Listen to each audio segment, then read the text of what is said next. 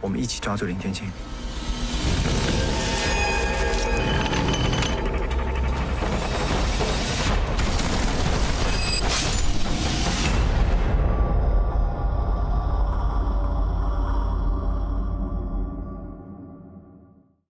Hi guys. Hello. So I've watched the first 2 episodes by the way, and it's really good. Can't wait to watch the rest of them.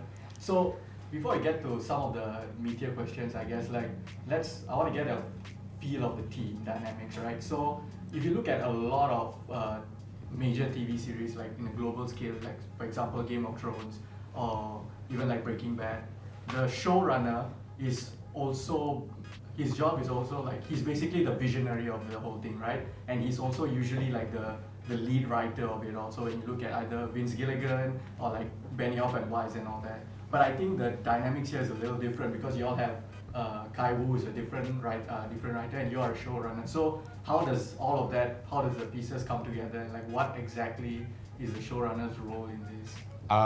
Different from what you described just now, because it was a writer that delivered the initial document, which was the series Bible. But then the entire writing process was done here. And then it was our job to assemble the team of writers, and that was an international ensemble as well. But although the scripts were done, when these guys came into the picture, various input and suggestions and ideas were also injected. And we had to play that role of mediating between what we think is good for the series versus what the platform wants or what Netflix want. So I think that's basically the role that we played. So wanting to have that vision versus what the original intention was. 3 of you guys were always on the same page in terms of what the vision of the show would be? No! No, never, but it's done. Because like, I would like to get, because you mentioned like the Netflix thing also, and like how they had something else, but also like I think both of you are very different type of filmmakers of different generations. So like how did you guys decide like who's gonna, because Quek, you directed the first 3 episodes and then you directed the latter 3, right? So like how did you guys decide at which part of the process, like okay, you are gonna take this 3, you're gonna take this 3, and what are the differences of these episodes? Is it like the first 3 is more like character centric, so it's more of you, and maybe because you're more experienced so you handle the spectacle? I don't know, because I haven't watched the whole series, but how did you all? When we read the script, right? I mean, we read the book first and then we read the script. Our feelings towards the scripts were rather similar. Okay. Like we thought, what about this? What about How that? the character development. What are the possibilities? We're sort of on the same page. So we thought, oh, cool, right?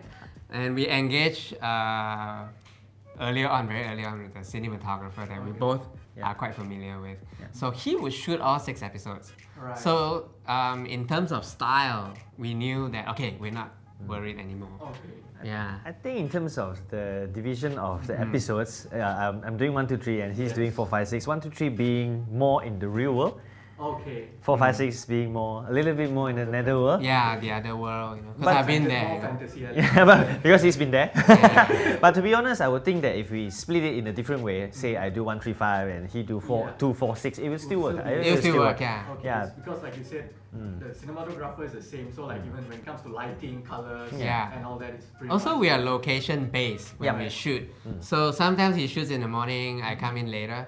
So I would know what he's shooting and I'll see, right? So when I'm shooting, he's also around. Not like, oh, okay, see you 2 months later. And most of the plot points and the story arc, I think those are ironed out during our pre-production where we have very, very intensive script reading that we take days and days after days with the talents, with the actors as well. So all those things are ironed out before we go into the production. So I think once we step into the production, it's really cohesive in that sense. So can you, I've heard something, right? So I've heard whispers that, like I think Quek, you're more of a like free and easy guy on set. I don't know, so you guys can tell me if it's true, where once you all get on set, like you let your actors do as like improvise as they wish, or if they want to give a lot of creative input. But I've heard that you are more like you have a, this is your vision, everybody is gonna follow like what I want. Is that true of how y'all approach your filmmaking style? I think we're similar in terms of, we're rather specific about the sort of camera angles and movement that we want. right? Yep. Same DP, Yeah. right? So the DP also has his own idea. Right. So, and he said, oh, I think this is best achieved this way. And then, we break down the shots before we shoot a particular scene. Right. So we have a quick meeting, and usually, we draw. Yeah. Sometimes we draw some, we have these ideas in mind. storyboard, yeah. But I think it's in terms of directing, talking, how we communicate with the actors. I think that's different. That's quite different. Okay. I'm rather specific about how they should move and things like that, because I think it affects the tone and the rhythm of it. Yeah, so that, I get picky and I don't look there, like, okay, just a little bit longer that side, that kind of thing. Very specific. in terms of Very blocking. specific, very Okay. specific. I guess that's habit and, Yeah.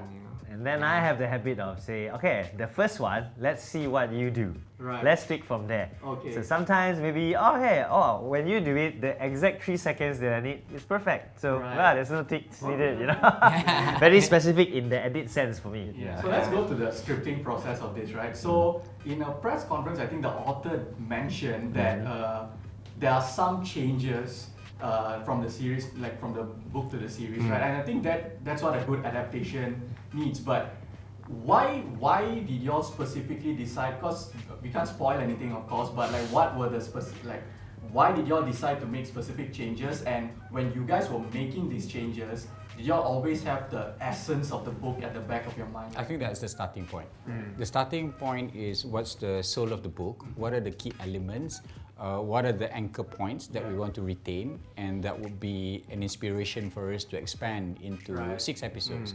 That will always be the case.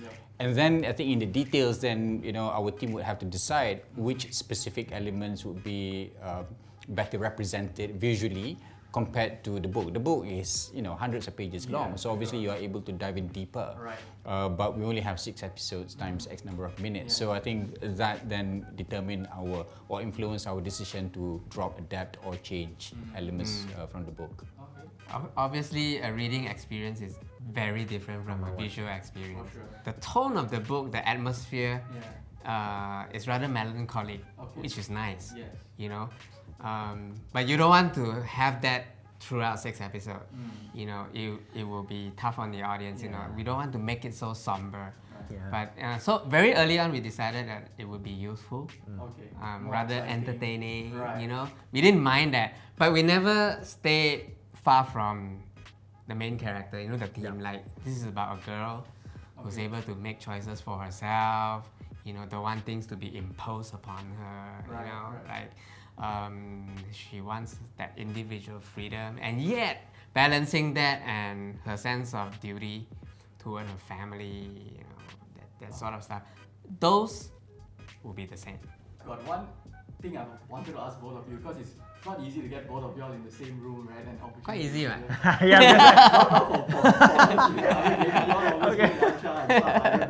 Okay, but so like, y'all are from different generations of filmmakers. So I want to ask, first to Quek, right? Like, throughout this process, so like, you guys have worked together before, you have been an AD on many of his films and stuff. But so now you get the chance to really work together with him, as co-directors on this thing. What did you learn from him? Don't smoke, read a lot of books, watch a lot of films. Hey, you stop me. Great advice. Okay, what do you notice different about this new generation of younger filmmakers from coming out of Malaysia versus, let's say, your generation? Oh, okay. What's the difference? Well, let's just say what I learned from him first. Okay. I should be more calm on set. He's like, Are you the more like angry? no, not angry. Okay. Like he's like happy, perpetually. Whereas I come on set, I say, this is something always wrong. And I want to tweak it. I don't like the way you walk, that kind of thing, right? So, but he is not like that. Right. Yeah. So that's cool, But our generation, is there a generation gap? I'm not sure. I mean, like maybe because you yeah. directed so many films, you've been doing Not this so since- many, but yeah. You've been here doing it since like 2003. Stuff. So I'm just wondering if that's. I'm not even the same as other filmmakers from my generation, Yeah. Yeah, I'm quite geeky, I suppose. Okay. Yeah, I'm quite geeky. Oh, I've met, the past year I've met some younger filmmakers, and I think when we used to do things, right, we did not care about consequences. Okay. Yeah, so we just, More like we're not so calculative. I mean, if there's, I don't know if it's very accurate, but we just do and then see how lah. I'm not so much on the Now budget it's, and stuff. I think some filmmakers I met is we see how first, then we do. So different, no? When we do first, then see how, and we see how, then we do lah. Alright. Quite different lah. Alright, awesome guys, right? Yeah. At least Thank you. It's been great, and I can't wait to watch the rest of the series. I've watched the first two, and like good luck. I hope it does really well and reaches the global audience. Cool. As wide as Thank you, thank you. possible. Thank you so much. Thank Yeah. you. Thanks, Martin. 这里什么意想不到的事情都有可能发生。